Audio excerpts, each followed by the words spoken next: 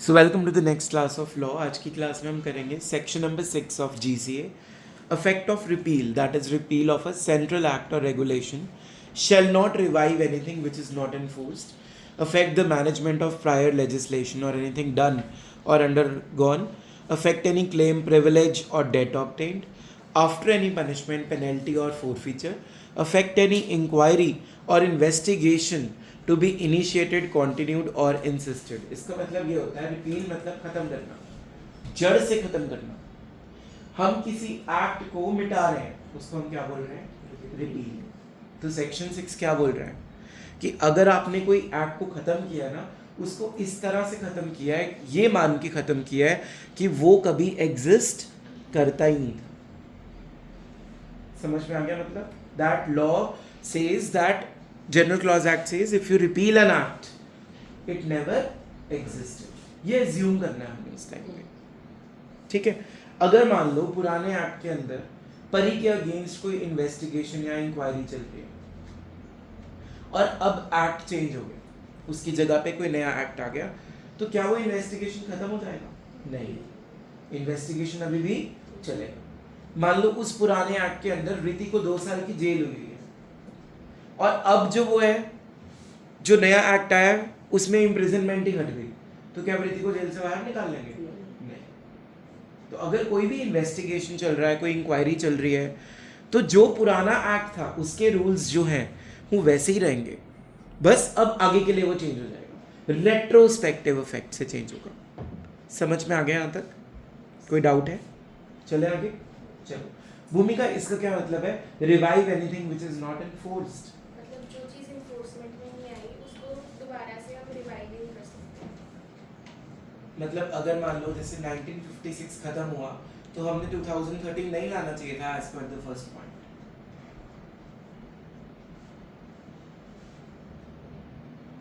ये बोल रहा हूँ. नहीं, मतलब हरमन ये कह रहा है ही सीक्रेट. कि जैसे 2013 कंपनीज एक्ट आ गया है, तो जो 1956 की चीज़ें हैं वो नेसेसरी नहीं होगा कि वो वापस उसकी मानी जाएंगी चीज़ें. अगर 2013 आगे जाके हट जाए कभी तो फिर 56 वापस आ जाएगा. 56 वापस नहीं आ सकता. Very good answer. समझ में आया? अगर 2013 उसकी जगह पे आ चुका है तो 56 वापस नहीं आएगा. लेकिन अगर मान लो मैं 56 को जिंदा करूं तो मैं क्या कर सकता हूं? यस, मैं कर सकता हूं, बट मुझे उसका पर्पस क्लियर होना चाहिए. What is the reason for reviving that act, ये हम आगे पढ़ेंगे. पहले वाला पॉइंट समझ आ गया कि अगर 1956 जा चुका है, उसकी जगह पे 2013 आ चुका है, तो 2013 will be prevailing. Am I clear? 56 का कोई फिर नाम नहीं लिया जाएगा. हाँ, लेकिन जहाँ पे 2013 का अभी कोई रूल नहीं बना, कोई प्रोविजन अभी साइलेंट है उसको लेके, वहाँ पे हम किस एक्ट की प्रोविजन उठा सकते हैं? 56. क्लियर है यहाँ तक? सेकेंड पॉइंट पढ़ो क्या है. Affect management for of prior legislation और एनीथिंग डन और अंडरगॉन. अविनीत, इसका क्या मतलब है? ट्राई करो.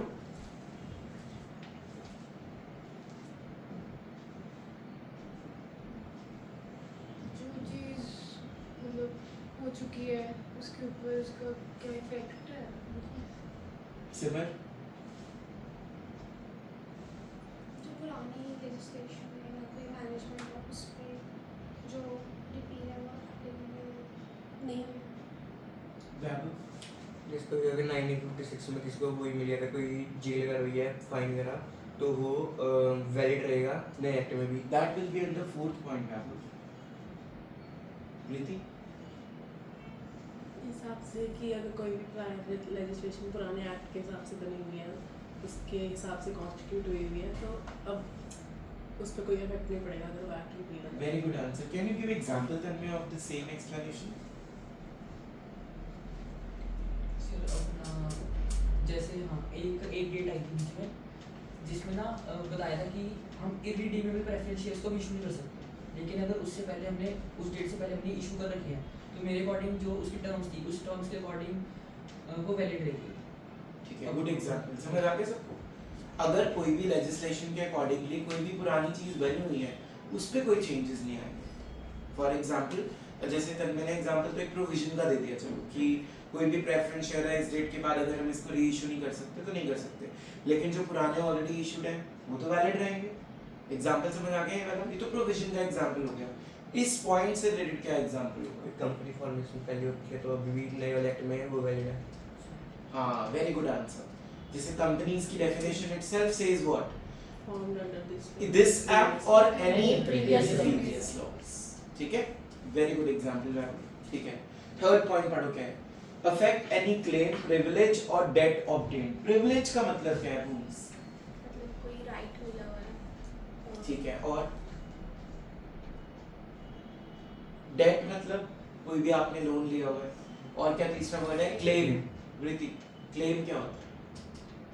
जैसे कोई भी क्लेम हमने लेना किसी चीज़ के अगेंस्ट, जैसे इंश्योरेंस क्लेम, ठीक है, और अगर पुराने वाला एक्ट बोल रहा है हाँ ये आपको मिलना चाहिए, तो वो मिल और नया वाला एक्ट बोल रहा है नहीं मिलना चाहिए, तो अभी जब आपका कोर्ट ने डिसीजन लिया होगा तो वो पुराने एक्ट के लिए अकॉर्डिंगली अगर लिया है तो वैलिड रहेगा। नया एक्ट चाहे उसको बोल दे कि नहीं देना, लेकिन नया एक्ट अभी एनफोर्स में नहीं आया और पुराना डिसीजन कोर्ट ऑलरेडी पास कर चुका है। Got it? तो अगर कोई भी क्लेम है, कोई भी प्रिविलेज है, अगर आपको कोई हक मिलना है वो आपको मिलेगा, चाहे एक्ट क्या हो गया बाद में चेंज। क्लियर है? कोई डाउट तो नहीं है नकुल? नेक्स्ट पॉइंट, ये मैंने आपको ऑलरेडी बता दिया। अगर वृत्ति दीदी को पुरानी वाले एक्ट के अंडर कोई जेल हुई है तो अब देखो वृत्ति जैसे कितने होंगे, क्या सबको जेल से बाहर निकालने लग जाए हम? नहीं। ठीक है, तो वो पनिशमेंट्स क्या रहेंगी? वैलिड रहेंगी, सेम रहेंगी। अफेक्ट एनी इंक्वायरी और investigation to be initiated, continued और इंसिस्टेंट। जो जिसकी पावर्स हैं वो वही रहेंगी। अगर मान लो पुराने एक्ट के अंदर एनसीएलटी में, नेशनल कंपनीज लॉ ट्रिब्यूनल में, मेरे पास पावर थी कि मैंने नकुल की कंपनी और वैभव की कंपनी को इन्वेस्टिगेट करना है। अब एक्ट चेंज हो गया तो जब तक उसकी न्यू प्रोविजंस नहीं निकल के आती वो पावर्स अभी भी मेरे हाथ में रहेंगी। वो इन्वेस्टिगेशन बंद नहीं होगा, वो हम अभी भी चेक कर सकते हैं। उसके अगेंस्ट कोई भी कार्रवाई होनी है तो हम करेंगे। क्लियर है? कार्रवाई मतलब प्रोसीडिंग्स अगर उसके अगेंस्ट चल रही है कोर्ट में तो वो चलती रहेंगी। नए एक्ट के आने से पुराने वाला इन्वेस्टिगेशन प्रोसेस खत्म नहीं होगा। किसी को कुछ पूछना है, कोई डाउट है? क्लियर है अविनीत? सेकंड पॉइंट क्लियर हो गया? चलो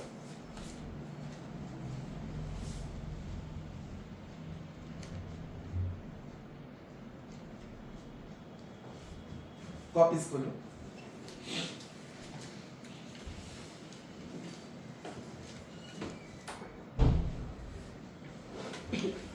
Where any central legislation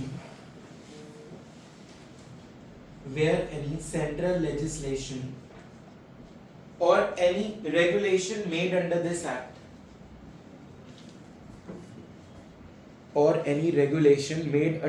act repeals any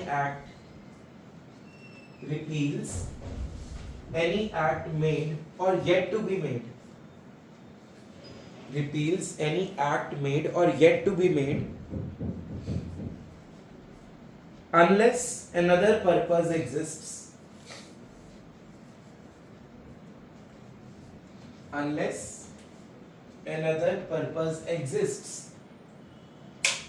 Paragraph change. Repeal is a complete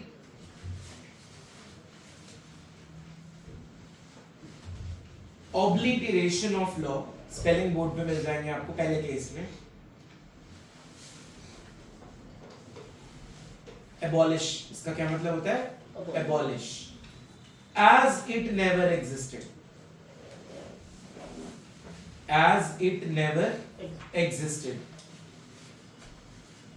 Paragraph change. It is applied with retrospective effect. It is applied with retrospective effect.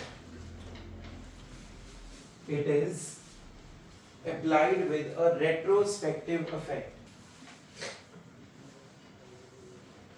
Whereas deletion means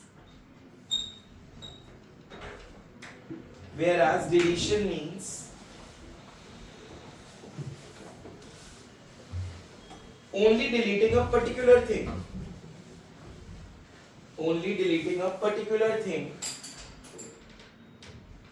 which is never a complete omission, which is never a complete omission नहीं, abolition, या वही same word लिख लो, obliteration, and it is prospective by nature.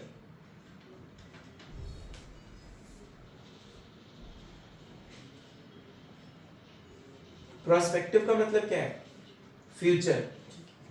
और repeal क्या होता है? Retrospective, मतलब पुराना एक्ट मिटा दिया, क्योंकि हम ये मान के चल रहे हैं इट नेवर एग्जिस्टेड. ठीक है. But there are few points which remains unaffected, which remains unaffected.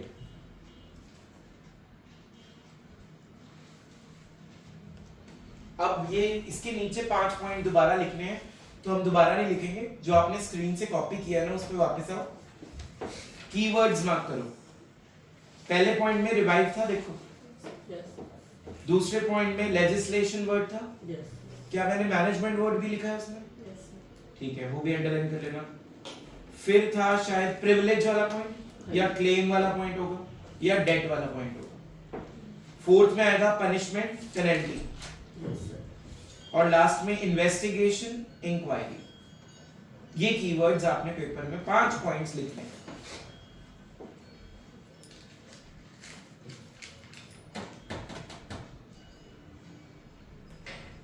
Examples of repeal.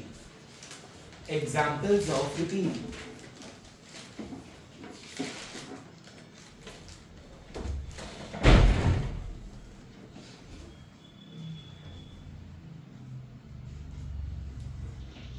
Companies Act 1956 repealed. 56 repealed the old Companies Act 1942. Whereas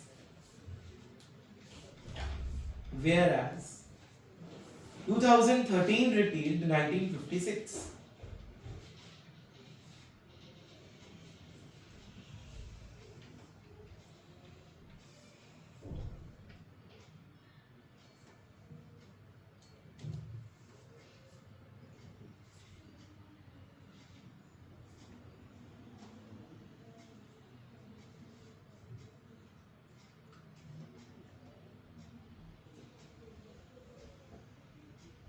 अविनीत, अगर 1956 में एक कंपनी को बोल दिया कि आप डिपॉजिट्स एक्सेप्ट नहीं कर सकते, और वो एक्ट रिपील हो गया और 2013 आ गया, डिपॉजिट्स को जस्ट लाइक लोन्स मान लो भी आप, क्योंकि आपने कंपनीज लॉ पढ़ा नहीं है, तो क्या वो 2013 के आने के बाद क्या डिपॉजिट्स एक्सेप्ट कर लेगी? 1956 के एक्ट में कोर्ट ने उसको बोल दिया आप डिपॉजिट्स एक्सेप्ट नहीं कर सकते लोगों से.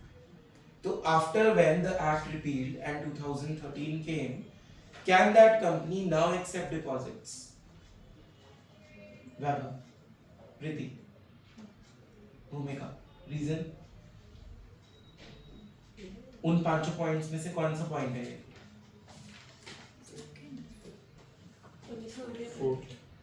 फोर्थ पॉइंट है. Punishment. ठीक है. इंक्वायरी एंड इन्वेस्टिगेशन भी जा सकता है इसमें, और वो भी जा सकता है बेटा प्रिविलेज वाला point, privilege, responsibility, debt, liabilities, है ना, डिपॉजिट्स, वहीं जाएगा. चलो जी.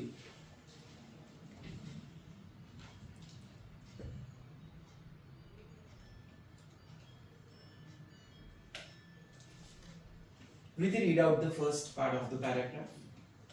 State of UP versus Hilender Pal Singh repeal means obliteration of Central Act regulation completely wiping from BOL as if it never existed except for few purpose under section 6.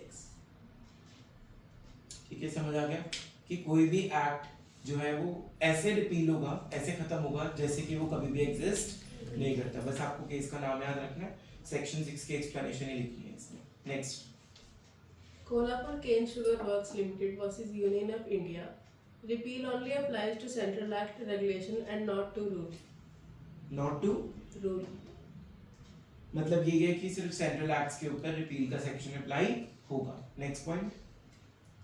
Navrangpura Gam Dharmant Milket Trust versus RNTU J.I. Ramji. There is ये a case copy पे distinction. लिखो, heading लिखो पहले इसका। ये सबसे important case है, paper में इसके बारे में जरूर लिख के आना। ये केस आपको रिपील और डिलीशन में फर्क बताएगा अभी।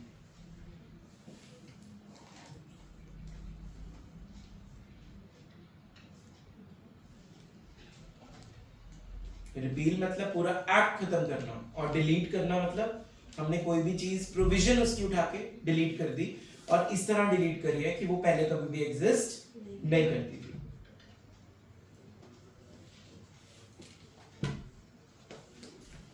समझ आ गया?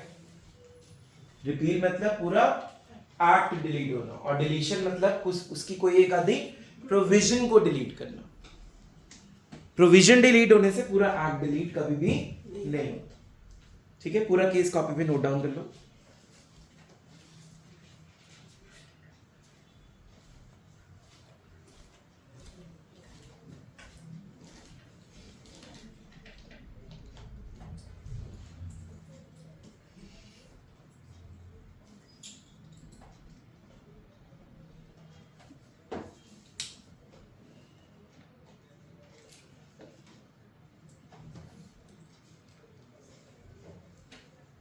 नकुल, एक क्वेश्चन आया हुआ है 2024 में, ध्यान से सुनना Nakul. Whenever a new law is enacted to replace the existing law, it repeals the old enactment. Describe the points which shall not have the effect of repeal of the old enactment. इसमें क्या answer लिखोगे आप?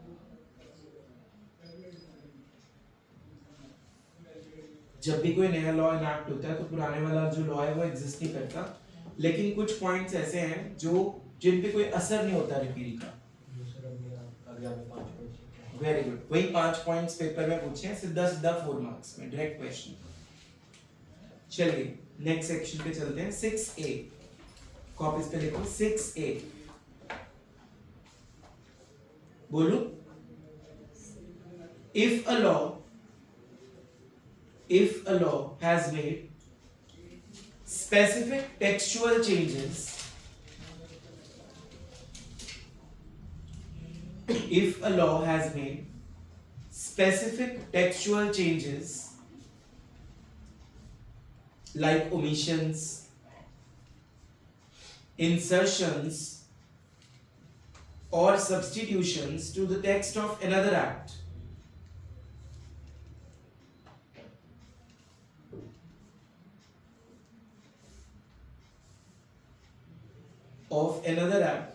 those changes become part of the earlier law. Those changes become the part of the earlier law.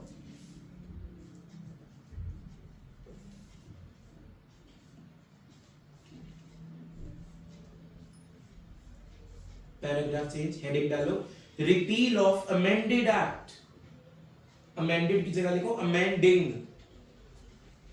Repeal of the amending act. इसके नीचे bullet points बना लेना। Number 1, later if the law that introduced these textual changes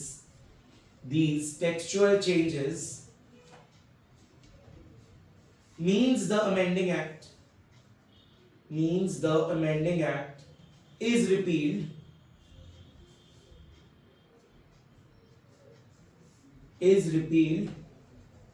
it will not affect the amended content.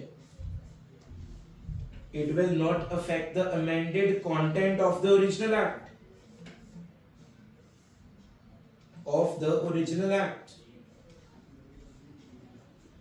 Paragraph change.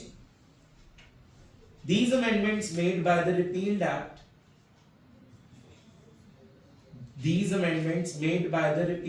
will continue to exist unless reenacted.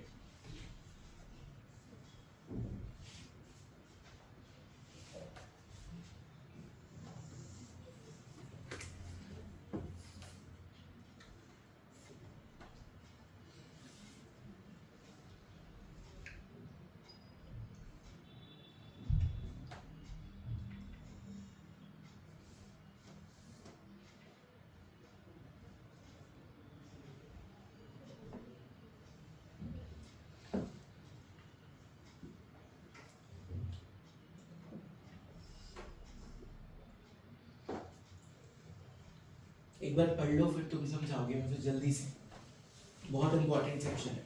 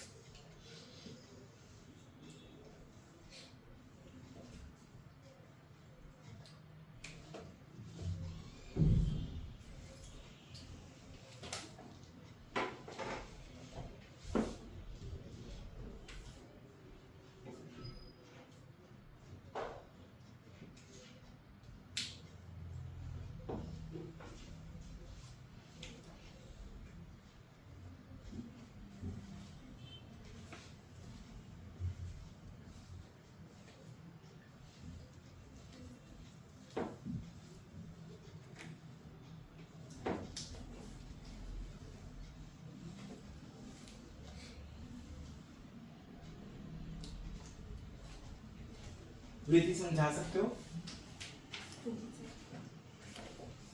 इसमें ये कह रहे हैं कि अगर कोई भी ऐसा लॉ है जिसने किसी और एक्ट में कोई अमेंडमेंट कर दी, अपना कुछ प्रोविजन इंसर्ट कर दिया उसके अंदर, तो फिर जो अमेंडमेंट हुई है वो ऐसे ही एक्ट करेगी कि वो पहले से शुरू से ही ऐसी थी, मतलब शुरू से ही वो प्रोविजन एग्जिस्ट करती थी उस एक्ट के अंदर। एग्जाम्पल सुनो। इनकम टैक्स एक्ट 1961 कहता है कि बुक प्रॉफिट्स निकालने पड़ेंगे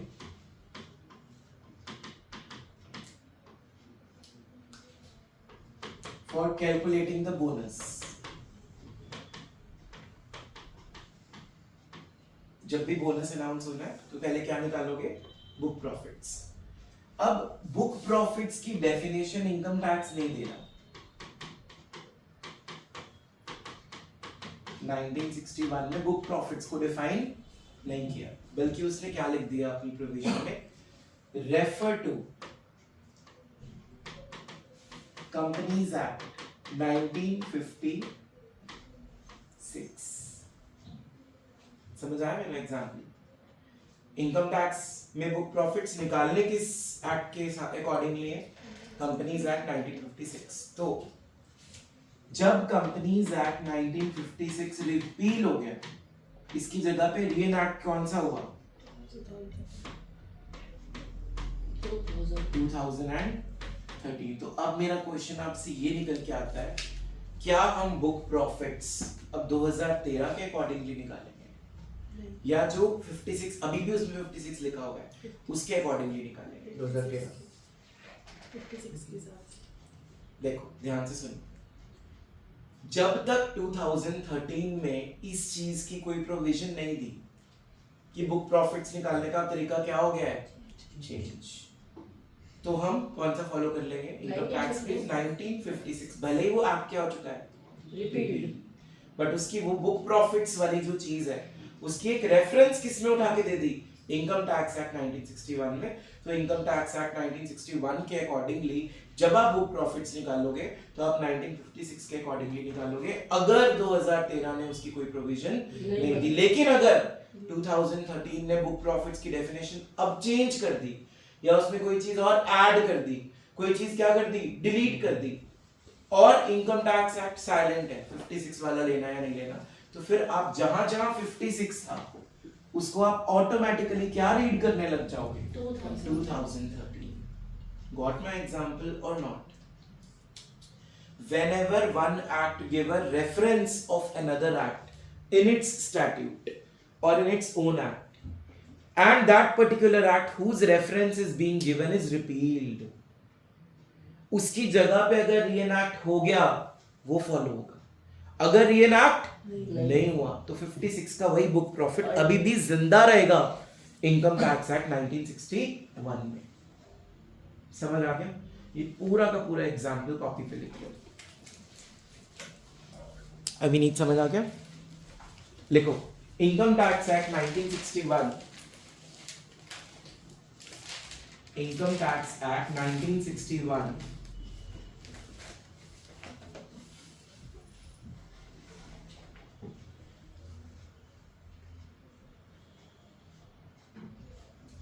talks about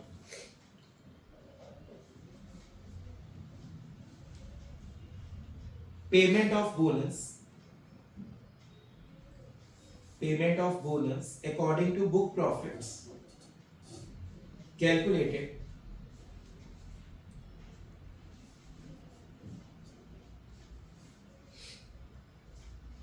with reference to Companies Act 56. With reference to Companies Act 56. Paragraph change. 1956 repealed by 2013.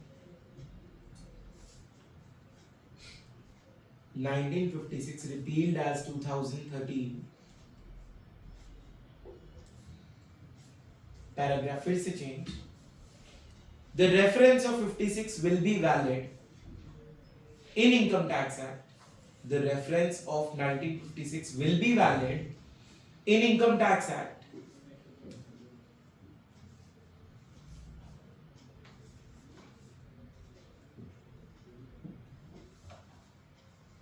If there is no reenactment of 1956. If there is no reenactment of 1956. Paragraph फिर से change. However, Companies Act 2013 repealed 1956. Companies Act repealed 2013 repealed 1956. Therefore, in this present situation,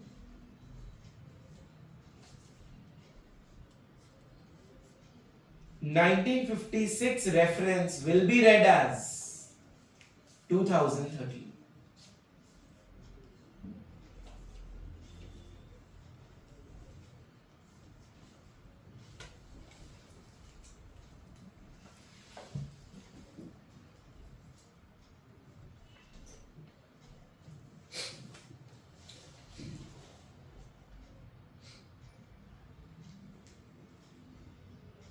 समझ आ गया तक?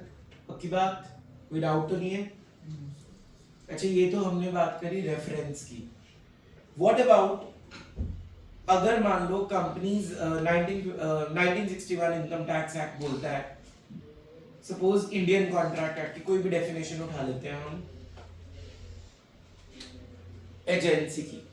ठीक है, agency की definition में था कि it can be without consideration also, है ना. Agency can be created even without consideration also. But मान लो जब हम इनकम टैक्स पढ़ रहे हैं उसमें उसने रेफरेंस तो दे दिया इंडियन कॉन्ट्रैक्ट का, लेकिन उसने रेफरेंस के साथ एक अमेंडमेंट कर दी कि जब आप मुझे पढ़ोगे, जब आप इनकम टैक्स एक्ट को पढ़ोगे, आप एजेंसी को विद कंसिडरेशन ही पढ़ोगे.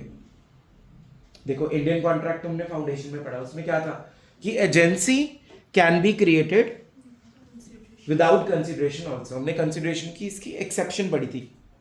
ठीक है, एजेंसी हस्बैंड वाइफ में भी एजेंसी होती है. ठीक है, तो वहां पे कंसिडरेशन की कोई जरूरत नहीं है. बट इनकम टैक्स एक्ट 1961 खुद एजेंसी को डिफाइन नहीं कर रही. वो कह रही है जब भी आप एजेंसी की बात करोगे मेरे अंदर, आप कौन से डेफिनेशन, कौन से एक्ट की डेफिनेशन ले लो, इंडियन कॉन्ट्रैक्ट एक्ट को रेफर कर लो. कर दिया रेफर, बट अमेंडमेंट भी कर दी उसने. अमेंडमेंट क्या कर दी उसने कि अब आप एजेंसी को जब भी इनकम टैक्स में यूज करोगे ना, आप विदाउट कंसिडरेशन एजेंसी नहीं मान सकते. यहां तक मेरी सिचुएशन समझ आ गई? अब प्रीति मुझे ये बताओ आप कि अगर इनकम टैक्स एक्ट ने कुछ अमेंडमेंट कर दी इंडियन कॉन्ट्रैक्ट में और अब वो एक्ट क्या हो गया, रिपील, तो क्या वो डिलीशन वर्ड जो उसने डिलीट किया कि हम विदाउट कंसिडरेशन वर्ड लेंगे, डिलीट कर दिया ना उसने विदाउट कंसिडरेशन, क्या वो अभी भी माना जाएगा या नहीं? Suppose Indian contract act repealed,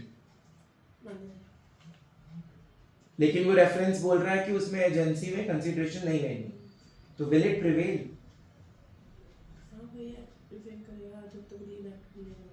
ठीक है, मतलब वो जो डेफिनेशन उन्होंने अमेंड करी थी, जो डेफिनेशन उन्होंने अमेंड करी थी वो एप्लीकेबल फिर भी रहेगी।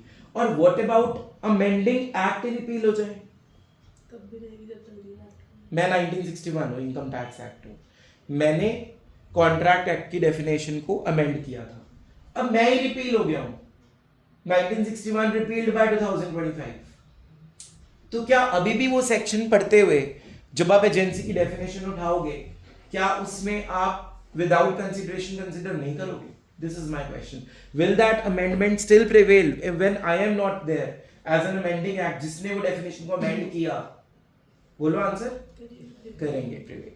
मतलब कि जो भी एक्ट जब जिंदा था उसने जो अमेंडमेंट्स बनाई हैं वो उस एक्ट के मरने के बाद भी जिंदा रहेंगी जब तक उसकी जगह पे न्यू प्रोविजन इंसर्ट नहीं हो जाती या रीएनैक्टमेंट वो नहीं होता। Am I clear? Now this is the not the example of just a reference to that act. I am doing what? I am amending a definition of Indian contract act. समझ गए? लिखो इसका एग्जांपल है।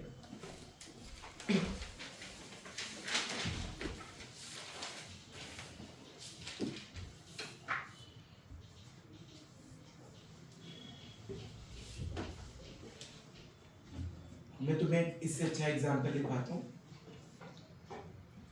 Companies act 1956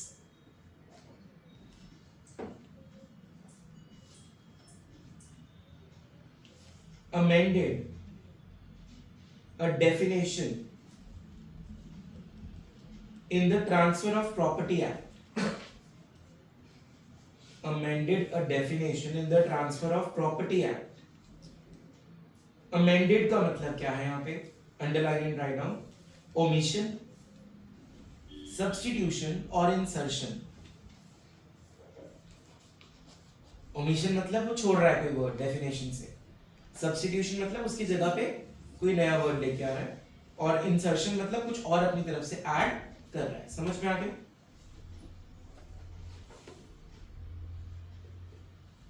paragraph change. Later 1956 was repealed. Later the 1956 was repealed by 2013.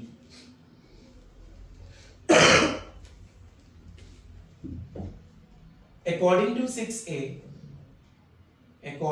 6A, will the amendments made by the repealed act continue to prevail? Continue to prevail? Question mark. लिखो इसका answer.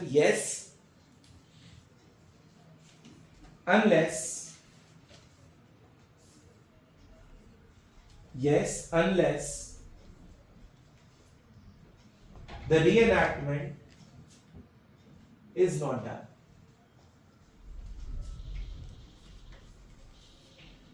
The reenactment is not done मतलब अगर कोई 56 का अगर कोई नया version नहीं आया तो फिर वही वाली अमेंडमेंट को कंटिन्यू करते रहेंगे तब तक जब तक नया एक्ट उसकी जगह पे नहीं आता। तो मेरे वाले एग्जाम्पल में इनकम टैक्स नहीं अमेंड कर रहा, कंपनीज एक्ट 56 अमेंड कर रहा है कोई एक आधी डेफिनेशन को, जो कि कौन से एक्ट की है? ट्रांसफर ऑफ प्रॉपर्टी एक्ट की। तो अगर 56 2013 से रिपील हो चुका है तो क्या वो अमेंडमेंट कंटिन्यू होगी? अगर तो 56 रिपील हो गया है, 2013 आ चुका है, तो फिर वो 2013 को हम 56 जहाँ लिखा होगा उसको अकॉर्डिंग टू किसके अकॉर्डिंगली चेंज करेंगे? 2013। लेकिन अगर 2013 साइलेंट है या 2013 आया ही नहीं 56 की जगह पे, तो फिर वो अमेंडमेंट जो थी वो अभी भी जिंदा रहेगी 56 मरने के बाद भी। सिंपल शब्द थे ये, बिल्कुल समझ आ गया? ठीक है, आगे लिखो।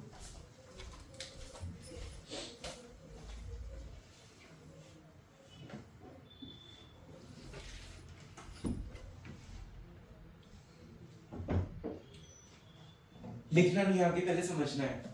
अब जैसे मान लो मैंने कोई एक्ट को डिलीट कर दिया तो क्या मैं उसको दोबारा जिंदा कर सकता हूँ? कर सकता हूँ, लेकिन मेरे को उसका पर्पस क्लियर होना चाहिए। उसका क्या पर्पस है कि उसको हम मार के दोबारा से लेके आ रहे हैं, इन्फोर्स कर रहे हैं। ठीक है, तो इसके लिए हमारे लिए बना है सेक्शन नंबर 7।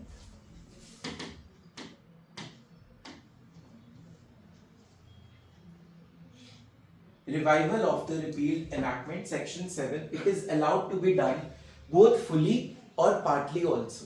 मतलब आप पूरा एक्ट वापस ला रहे हो या उसकी कुछ प्रोविजंस या कुछ सेक्शंस को जिंदा कर रहे हो. ठीक है.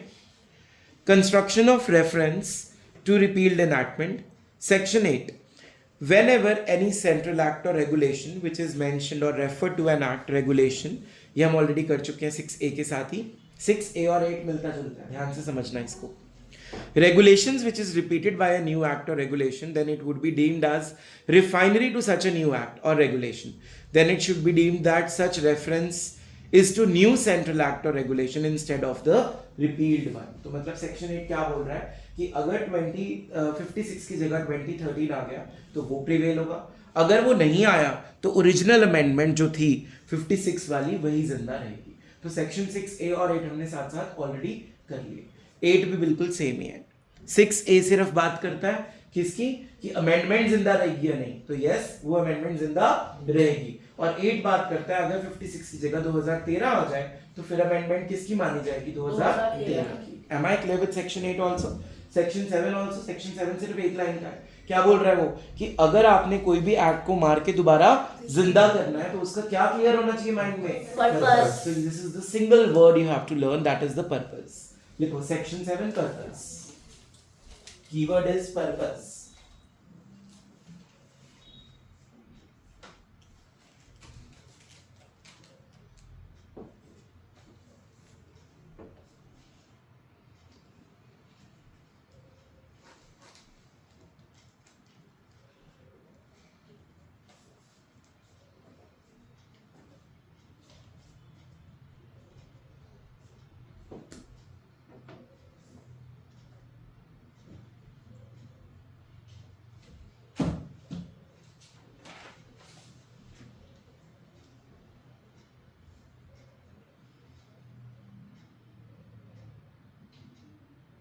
सेक्शन 9 लिखो कॉपीज पे.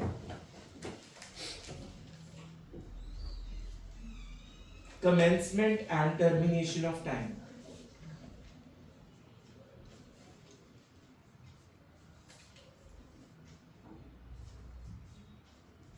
Commencement and termination of time.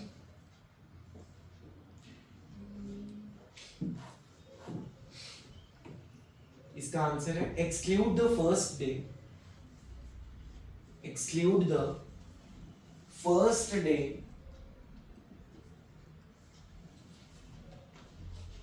and include the last day. And include the last day.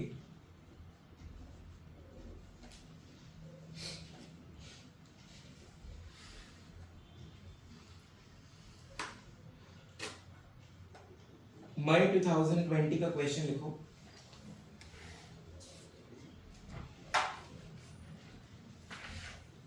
Bhavika limited declares a dividend.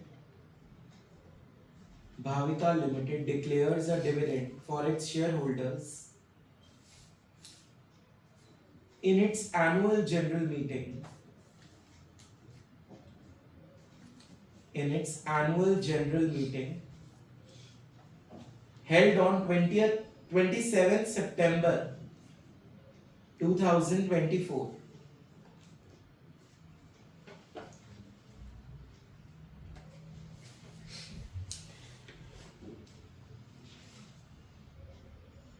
Question number 1. According to GCA, when the company is required to pay the dividend? According to GCA, when the company is required to pay the dividend? Question number 2.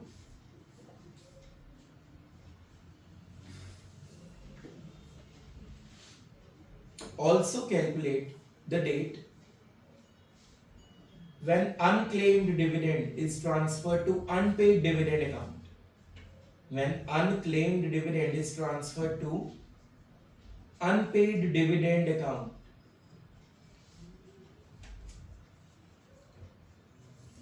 जो new inter वाले बच्चे हैं उन्होंने companies act नहीं पढ़ा मुझसे, तो आपको बता देता हूं मैं आंसर. बाकियों को पहले पूछ लेते हैं एक बारी। हाँ जी तन्मय, डिविडेंड एजीएम में जब डिक्लेयर होता है कितने दिन में पे हो जाता है? 30 डेज। भूमिका, तो जो 30 डेज की काउंटिंग करनी है इस पर्टिकुलर क्वेश्चन में, क्या मैं 27 सितंबर से करूं या 28 सितंबर से करूं? According to the definition of section में 28 से करेंगे। मतलब जिस दिन डिक्लेयर हुआ है वो दिन छोड़ के उसके नेक्स्ट डे से हम काउंट करेंगे 30 डेज। ठीक है वृति, कितने दिन में बेटा हमने अनपेड डिविडेंड अकाउंट में ट्रांसफर करना होता है पैसा? 7 डेज। ठीक है शाबाश। तो ये तो हो गया प्रोविजन जो आपको याद है कंपनीज एक्ट की। अब इस पर्टिकुलर क्वेश्चन में बताओ मीटिंग कब हुई है, जल्दी बताओ। 27 सितंबर 2024। 27 सितंबर 2024 से लेके 30 दिन मिलते हैं हमें कंपनीज एक्ट में अपने डिविडेंड को पे करने के लिए। ठीक है, तो जो 30 दिन हमने काउंट करने हैं ना, वो 27 सितंबर से काउंट नहीं करने, वो कहां से काउंट करने हैं? 28 सितंबर से। पहले तो 30 दिन काउंट करके मुझे डेट बता। 27 अक्टूबर। गलत।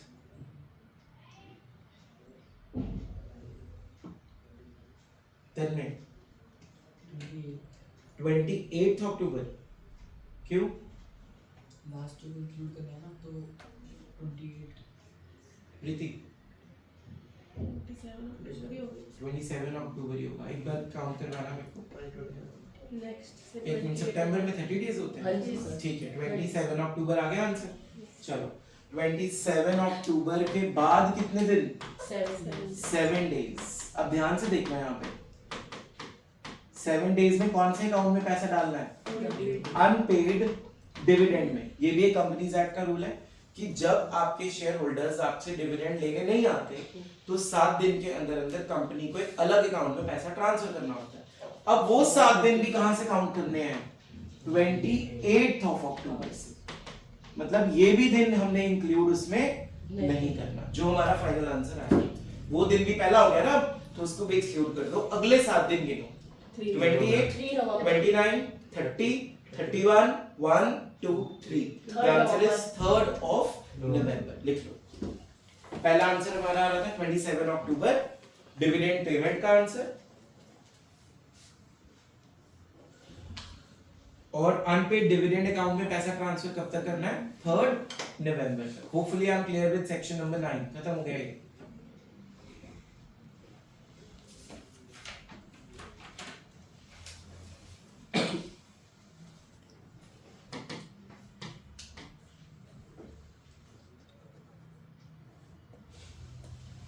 Section number 10 says computation of time. Very easy section it is. Section 10, if any document or records or case etc. was to be filed on a particular day and the court or office is closed on that day, ये हमने negotiable में point पढ़ा था, then it shall be sufficient to be filed on the next day whenever such court or office opens. मतलब in case it is a public holiday. मान लो मेरी last date निकल के आ रही है कि मैंने इस डेट तक केस फाइल करना है, ठीक है, officer in default of companies पे। मान लो मुझे 30 डेज मिले थे कि 30 दिन में एनसीएलटी ने बोला अगर आपने कोई केस फाइल करना है किसी ऑफिसर पे तो कर दो इस दिन तक, और जो मेरा लास्ट 30th डे निकल रहा है वो संडे, तो दैट मींस मेरे को एक दिन और एक्स्ट्रा मिल जाएगा मंडे को जब वो कोर्ट क्या होगा? रीओपन। Got it? लिखो इसके बारे में। Section 10, computation of time.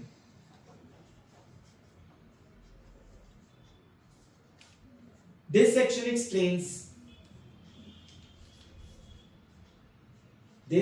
explains what happens if an action must be done on a specific day,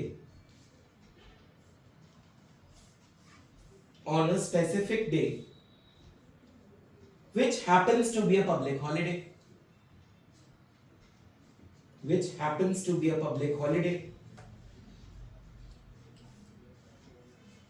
Paragraph change.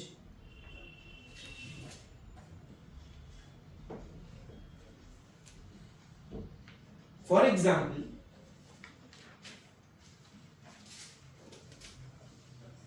the last day is Sunday. Bracket में लिखो पब्लिक हॉलिडे।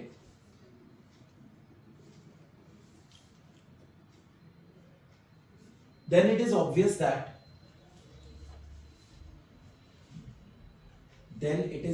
that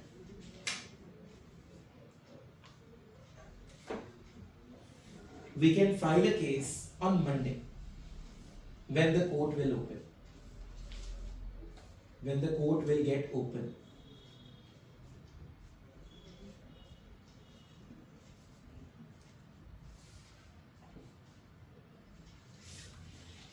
Section 11 में लिख लो, measurement of distances.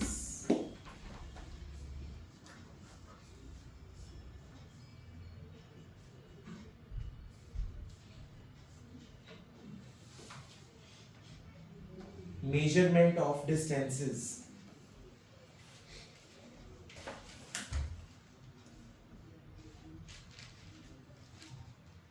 Unless a different method is specified,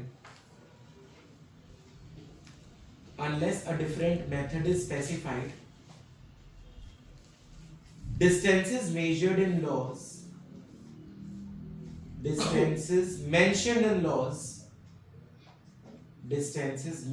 in laws are measured in a straight line or on a horizontal plane.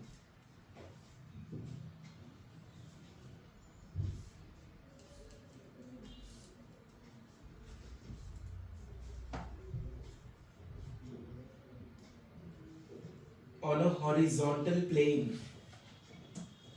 ठीक है? Section 10 पे एक बार वापस आते हैं. सेक्शन 10 क्या बोलता है?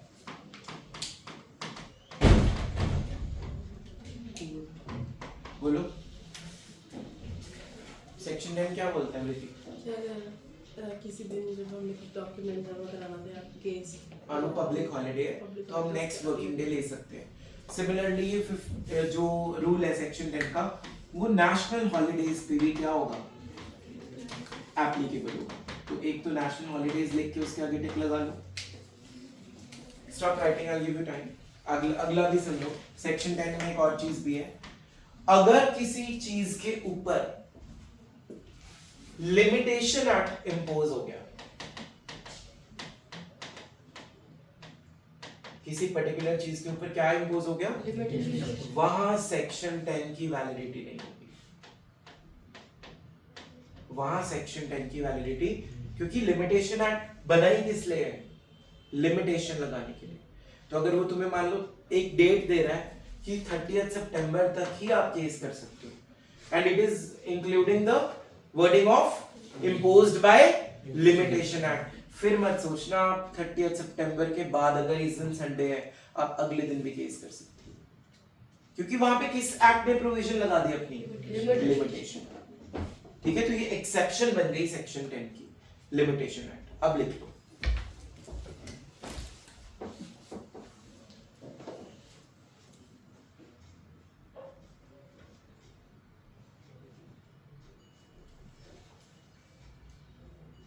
और सेक्शन 10 में जब हम डे को काउंट करते हैं, कब से करेंगे? कितने बजे शुरू करेंगे डे को काउंट करना? Midnight to midnight. वही हैप्पी बर्थडे वाला एग्जांपल. ठीक रात को 12 बजे से अगली रात के 12 बजे तक. ठीक है, ये सारा कुछ लिख लेना सेक्शन 10 में.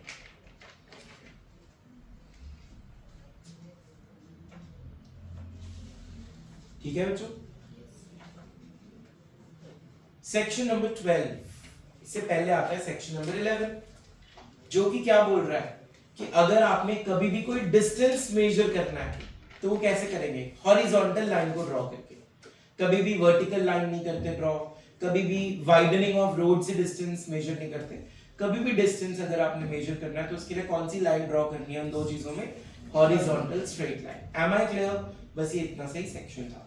चलो सेक्शन नंबर 12.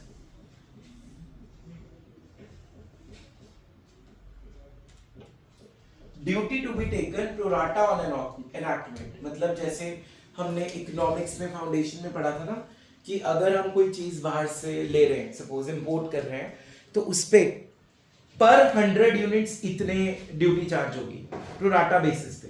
तो बस आप यूनिटरी मेथड लगा लो. फॉर एग्जांपल अगर मैं 10 kg गोल्ड ले रहा हूँ तो मुझे उस पर कस्टम ड्यूटी अगर 1 लाख देनी है, तो अगर मैंने 20 kg लिया होगा तो आप उस 1 लाख को क्या करोगे, प्रोराटा बेसिस पे क्या कर लोगे, वैल्यू कर लोगे। समझ में आ गया? पढ़े इसको, पढ़ो वृति loudly in the class. Section 12. If any duty like custom, excise or similar nature is chargeable on the basis of weight, quantity, value, then for some other quantity, value of same item, product, it shall be proportionately calculated if no specific duty is prescribed. ठीक है, तो आपको किस पे major करना है, उसको pro rata basis के अकॉर्डिंगली ही मेजर करना है। इसका एक एग्जांपल लिखते हैं। The custom duty on import of sugar is 100 rupees per 1000 kg. Custom duty on sugar imported is 100 rupees per 1000 kg. Calculate the custom duty if Avineet bought 100 kgs of sugar according to GCA.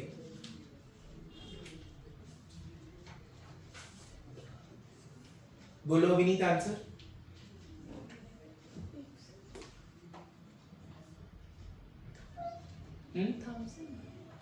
Very 10 rupees correct answer. कैसे निकाला 10 rupees तुमने?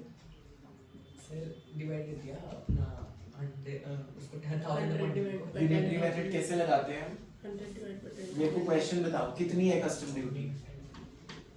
100 rupees for every 1000 kg. 1000 kg पे 100 रुपए, ये लिखा है मैंने। हाँ जी सर। बोलो। Yes. तो 1 kg पे कितने होंगे? 10 पैसे। अब हमने कितने kg लिया है? तो मल्टीप्लाइड बाय 100, कितनी आ गई? 10 rupees. Got it? This should be the working note in your answer. कोई बात नहीं, tell me better luck next time. Section number 13.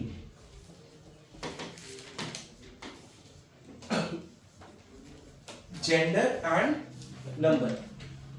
Bhumika, read out loudly. Words importing, denoting masculine gender shall also include feminine gender and vice versa. मतलब अगर कहीं पे भी masculine word law में use हो गया तो इसका मतलब ये नहीं है कि सिर्फ जिनकी मसल्स हैं हम उनकी बात कर रहे हैं। वहां पे कोई भी जेंडर होगा, अगर क्राइम करा है उसने तो वहां पे हम सबको उस दायरे में लेंगे। मतलब हम ही को क्या पढ़ेंगे? शी, और शी को क्या पढ़ सकते हैं? ही में। लेकिन इसकी भी एक लिमिटेशन है, जहां पे स्पेसिफिकली वर्ड बोल दिया लॉ ने फॉर मेल्स ओनली, तो वो वाली प्रोविजन फीमेल्स पे अप्लाई नहीं होगी। जहां पे लॉ ने वर्ड बोल दिया बुलॉक्स, तो वहां पे काउज पे वो प्रोविजन अप्लाई नहीं। ओके, ये एक्सेप्शन है इसकी। चले आगे दूसरी साइड पढ़ो बेटा। Singular words shall include plural and vice versa. ठीक है, सिंगुलर में मतलब मान लो अगर आपने बोला है कि सपोज एक बंदे ने क्राइम किया, वहां पे एक लिखा है लेकिन क्रिमिनल्स 10 हैं, तो क्या बाकी 9 को छोड़ देंगे? सिर्फ उसको पकड़ लेंगे जिसका आइडिया था या जिसने क्राइम किया? जो उसमें इन्वॉल्व है वो सारे पकड़े जाएंगे। समझ आ गया? Section number 13। ठीक है, लिखो इसके बारे में। He shall include she and others. Others का मतलब other genders. He shall include she and others.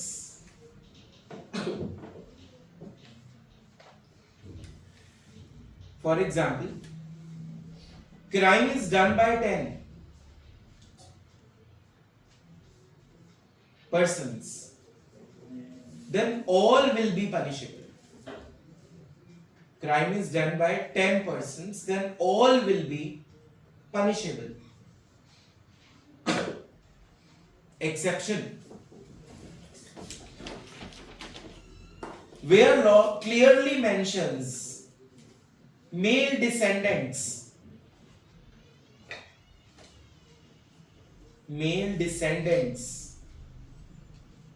then do not include females. Then do not include females.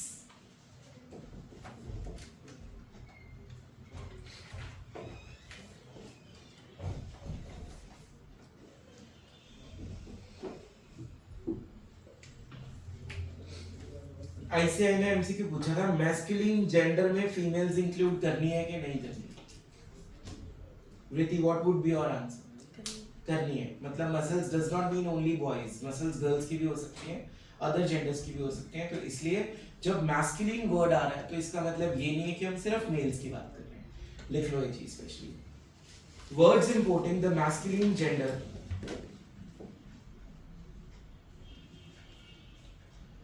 words importing the masculine gender shall be taken to include females as well. Shall be taken to include females as well.